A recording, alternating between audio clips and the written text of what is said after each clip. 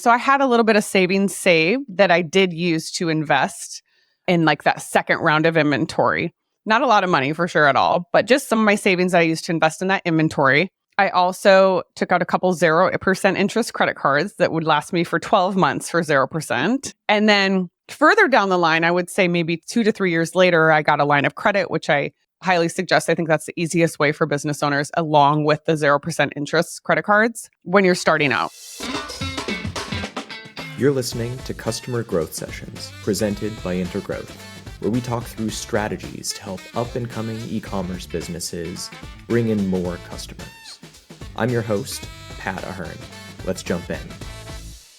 All right, listeners, welcome back to the latest episode of Customer Growth Sessions. Today, I'm thrilled to have on Laura Berens, the founder and CEO over at Love & Fit.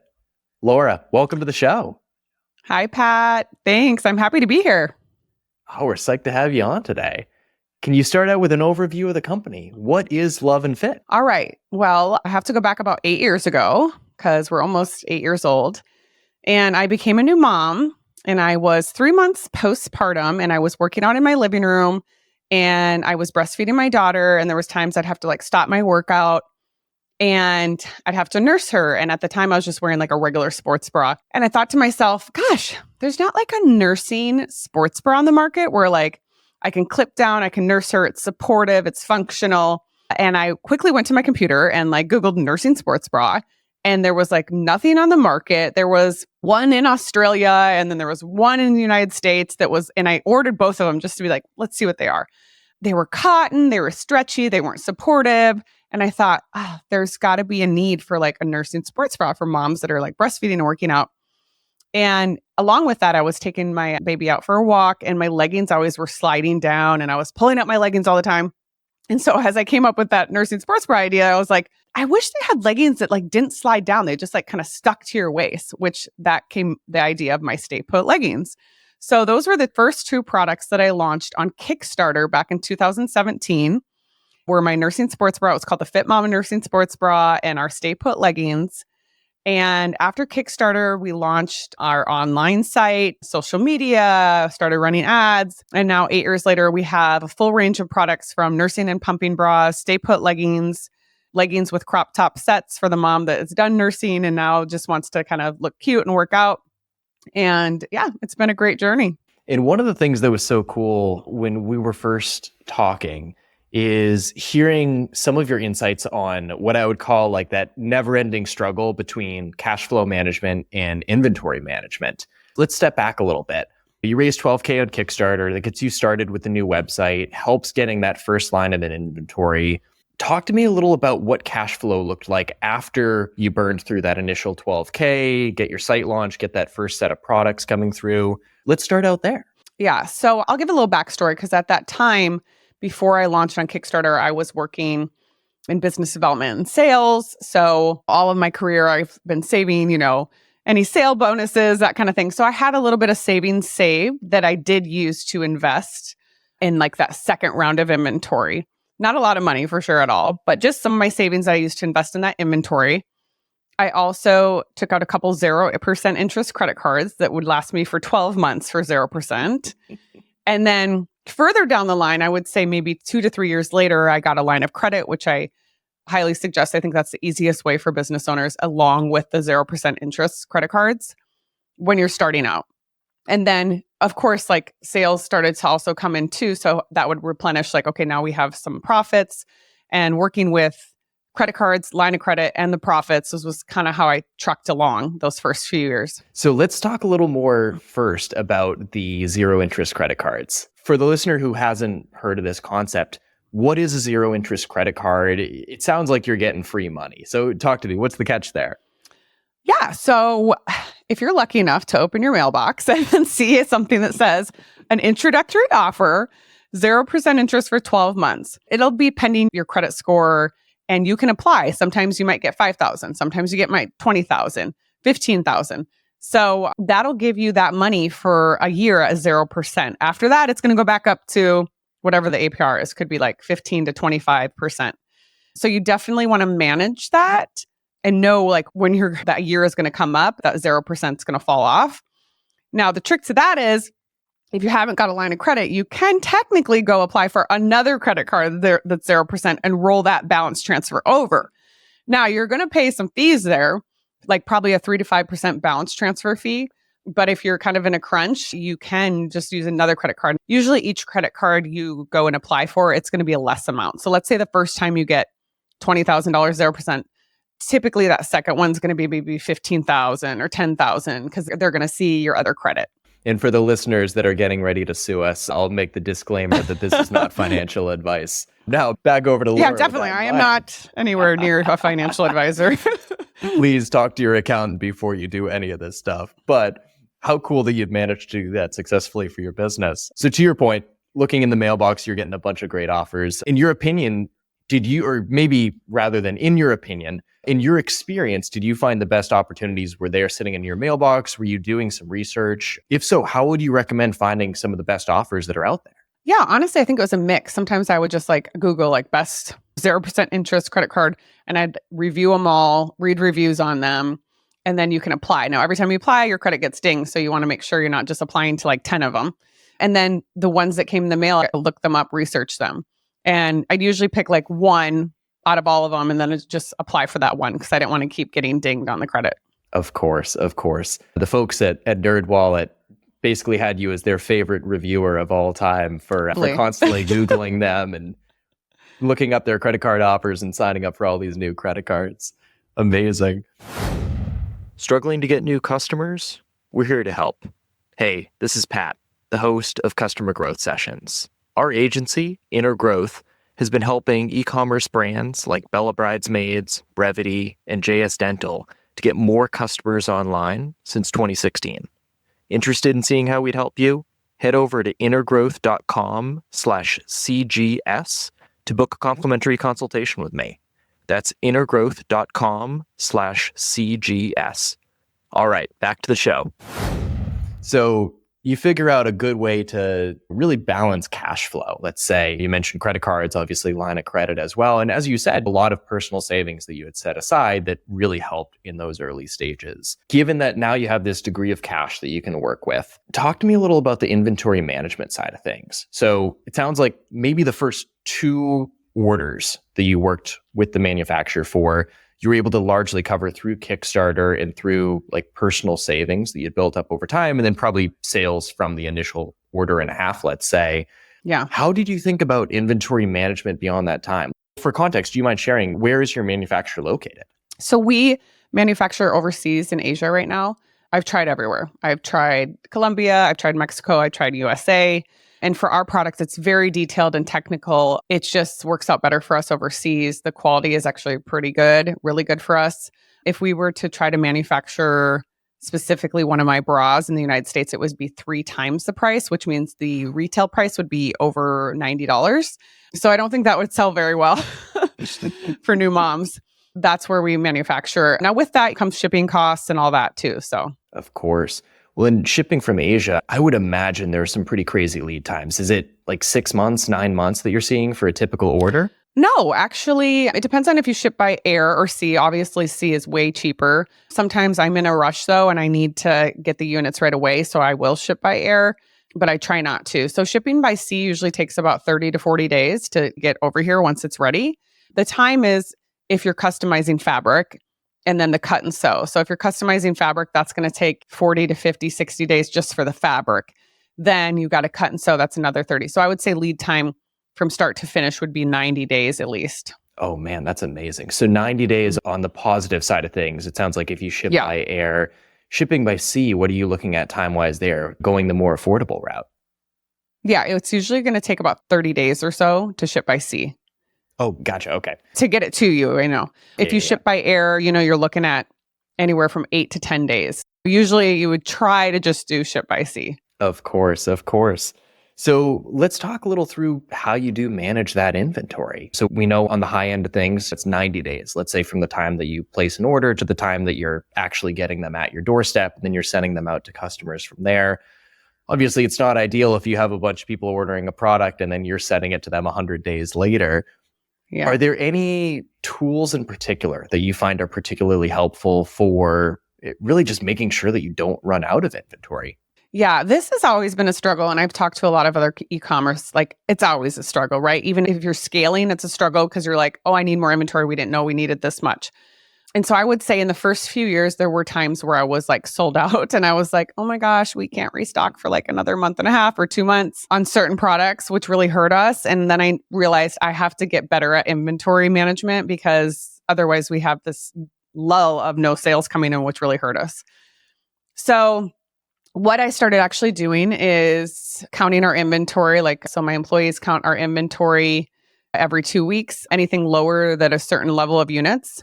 And so we kind of keep track that way, just manually. Also, there is an app. I have to look it up, but there's there's a lot of Shopify inventory tracking apps. So I'm playing around with one where it will send me a report. So I tell it like, okay, this product takes 90 days to restock from start to finish. So it kind of reads like what my sell-through rate has been on it. And it'll notify me like, okay, in 90 days, you're going to be sold out. So you should reorder now. So I am playing around with that. So I'm doing manual as well as playing around with using the Shopify app. And obviously the time to reorder is going to certainly vary depending on how many units you're selling. But let's say in terms of units that you would sell on a typical month. Let's work with a round number. Let's say that typical month you're selling 100 units of a particular item. At how many units are you starting to think about, hey, it's time for us to restock? Is it, hey, 300 units left in stock, so 3 months of inventory, that's when we're placing our next order? How do you typically approach that? So this is going to be product based. So we have a couple top selling products where when it gets like in that 200, 100 range, I need to restock. Then I have some that are slow sellers, but they're still on the site. When it gets into that 75, 60 range, I want to restock. So it depends on your high sellers that sell through a lot, and then your like kind of mid to slow sellers. You'd have to really keep track of that. That's where I think the app plays a really good part because it's tracking all that data.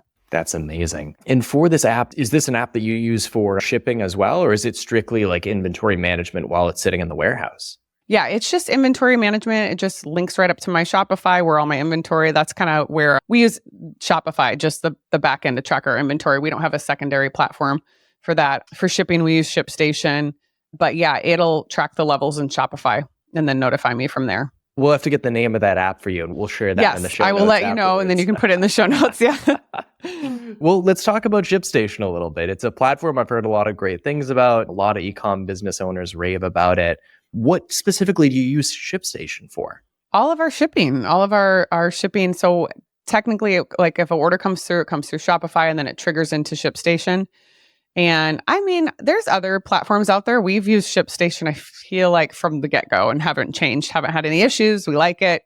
And that's where we ship out all of our orders from. It kicks back the tracking right to the customer, sends the email customer on tracking information. That's what we use it fully for all of our shipping. Laura, let me ask you, because what I would love to have you talking about is just at a very high level, like how do you balance cash flow and inventory? Is it coming from your end? Have you been able to build up like a healthy savings buffer that you have sitting in the company account? I'm trying to think, any thoughts on a good way that I can ask you that specific? Because it's a very broad question that you've spoken to at a high level with like how you funded the business through credit in the early stages. I'd love to better understand what that looks like today when you're managing all the other expenses. Yeah, I would say there really isn't a balance. So I don't feel like there's always like a balance because in e-commerce, things are changing all the time, right? You might have just like, we had a big sale last week. Okay, we have a big sale coming up, a big event, a big TV show. We need a lot of inventory. So now we need more cash for that to flow in. And then we have months where we don't have a TV show, so we don't have to have a lot of cash coming in. So it's really like a big wave going up and down. And the way I've been able to manage it is honestly, like I just track all of our expenses. I look at like our accounts like at least twice a week. Okay, we just had that order coming in. We have a Google spreadsheet of all of our orders coming in, the deposits for the inventory, when the inventory is getting paid. And it's not always perfect. That's what I'm saying. Like sometimes it's an ebb and flow on there, but knowing that, okay, we have this event coming up, we're going to get profit from that. Great. I'm going to be able to use some of that money for our next event. Okay, now we're going to have a lull for 4 months, and not a lull, but not like a huge event coming up. And so just making sure you're paying off things that have high interest if they do. There's also people that I haven't done this yet, but SBA loans, people have investors from family and friends. There's a lot of ways as a small business, I feel like, to get funding. This has just worked out the best for me right now. I'm still doing that, right? So I'm still working off of a line of credit and then some credit cards. And I have to add this in. The reason I like using credit cards is for the points, right? So why not benefit from getting some points and then use it on your next airline ticket or trip to use those points? So as long as you're able to manage it, I think as long as you have profits coming in and you can manage paying that off, I think that's a valuable source. And then you can use the points as well. And I'll add in as well, for anyone thinking about using credit card points, definitely just have a brief conversation with your accountant about it. Certainly don't quote me on this, but there's up to a certain balance threshold. I think it's once you hit $600 in the course of a year, assuming you're based in the US, every other country is going to have different policies. You'll get a 1099 from your credit card company. So listeners, fact check me on this, talk to your accountant about it. But definitely make sure you're operating within the realm of reasonable nature, let's say, as in terms of what your accountant recommends. But yeah, totally agree. I love using the credit card points for that. Anytime you can have the business expenses, let's call them, that can fall under the credit card point usage is amazing. Yeah. I kind of feel like if you're a business owner and you're not like utilizing that, like you're really missing out a little. Oh, definitely. It cracks me up when I'll talk to business owners who aren't, let's say, fully leveraging business expenses, because that's, I don't know, if you're going to have a business, you definitely have to use business expenses. And I'll chime in there. Like I have a really good accountant and that's a big thing too. Like I'd recommend getting an accountant right off the bat, even if it's just, you're just paying them a couple hours a month to like track things in QuickBooks, whatever it is, just to know you're on the right track from the beginning. People ask me all the time, should I be using ChatGPT to create content for my site? So here's the thing.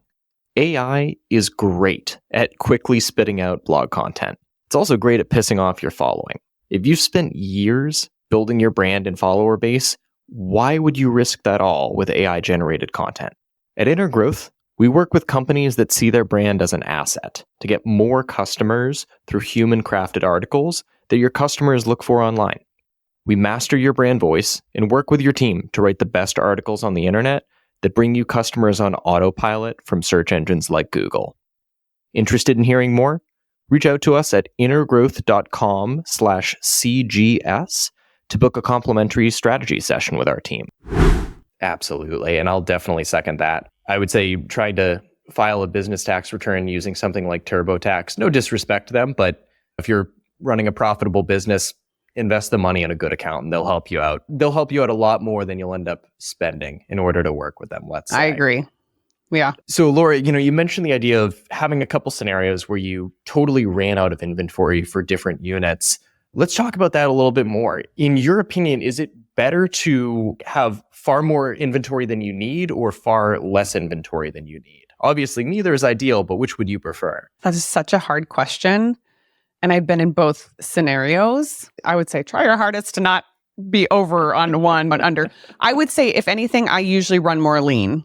So we run a little leaner. So we do tend to run out of stock here and there because I don't want to have excess inventory. Means that's just money sitting there that you can't utilize because it's sitting in inventory.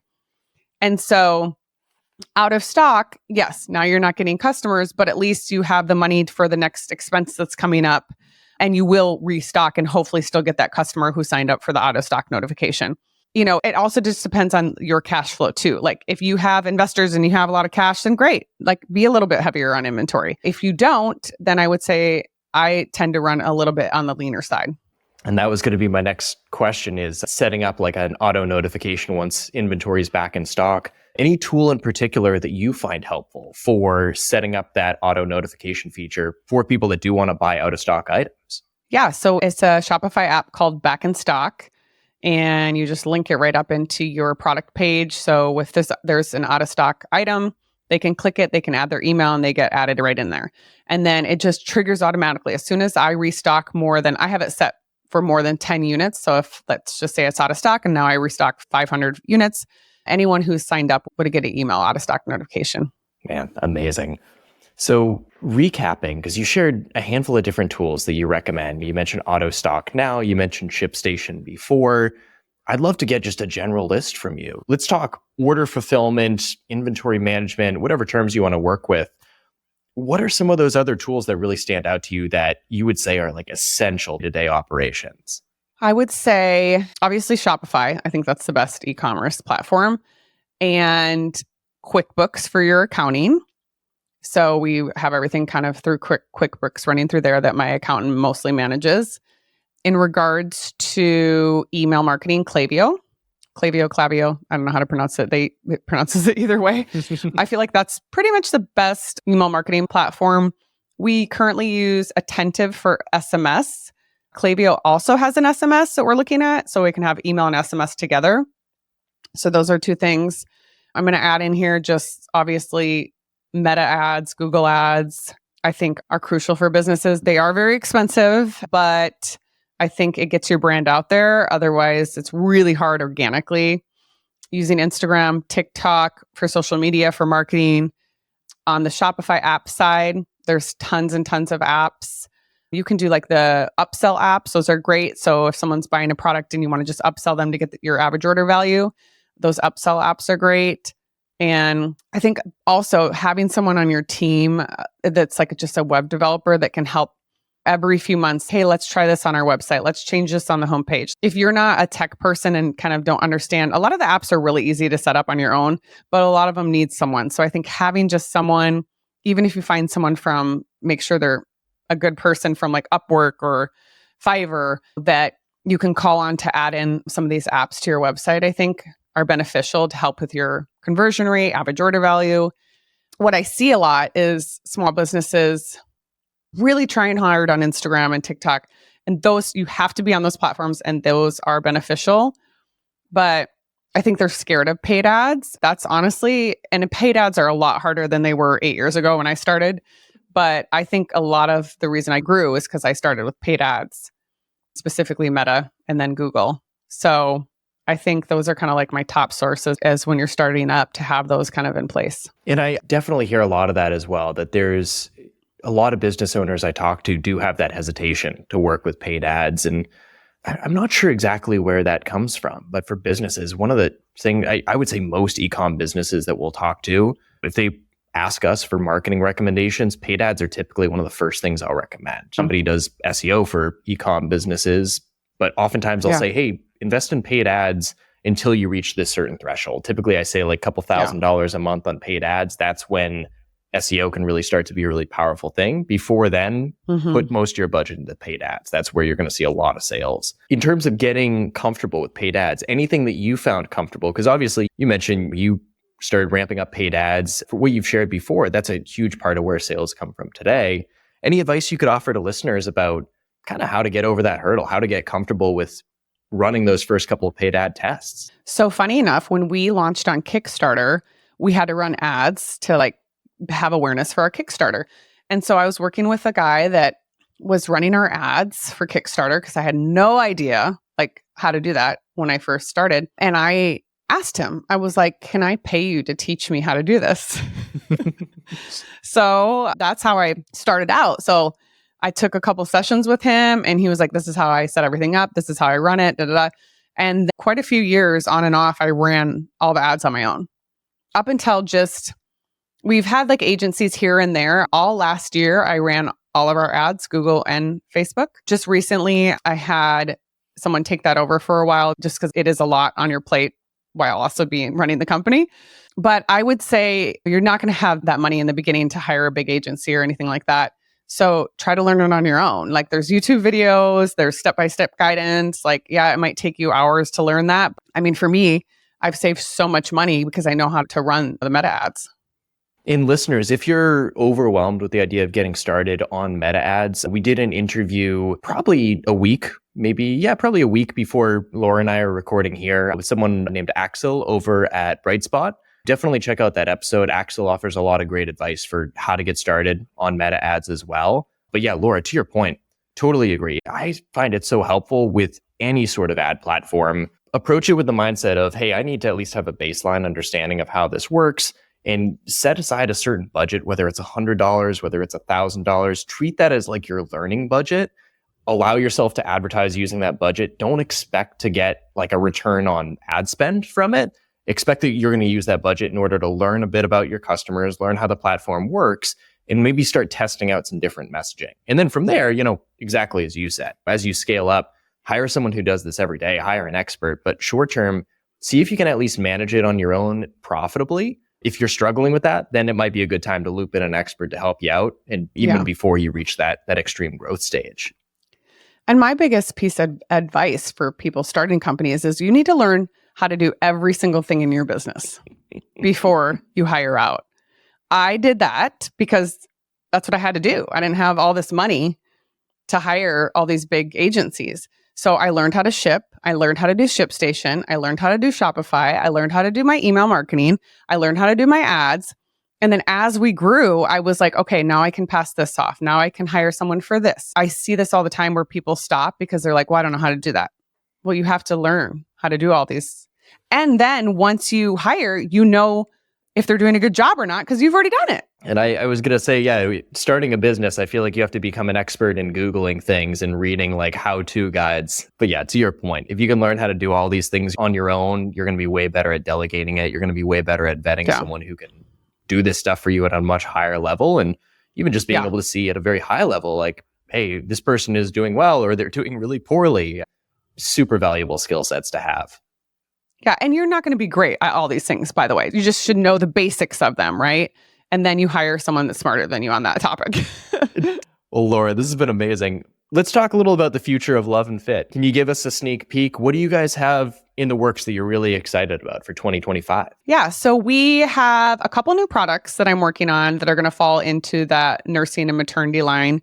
We have some new colors coming of our sets and leggings for a lot of the moms that, their kids are older now, but they still want to look cute and have those stay put leggings and not have them rolling down or sliding down.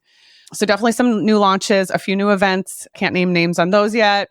That'll be fun. Some TV show appearances. So excited to just kind of keep scaling and growing and getting those items out to as many moms as possible because I know they really, really help new moms, especially the pumping and nursing bra. And I feel like the leggings just really make moms feel great, feel put together during a postpartum time of their life, or even after that as well. Amazing. And Laura, for anyone who wants to follow the brand, or let's just say even buy any of your products, where should they go to stay in touch or to get connected with you? So our Instagram is Love and Fit Shop. So it's LOVEANDFIT and then shop. Our website is just loveandfit.com. And our TikTok is also Love and Fit Shop. Amazing. Once again, everyone, this is Laura Berens, the founder and CEO over at Love and Fit.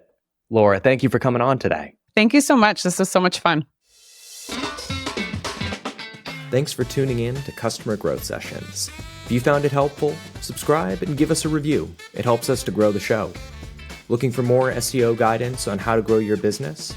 Contact us at intergrowth.com/estimator or email me directly. You can reach me at pat@intergrowth.com. That's all for today. We'll see you again soon.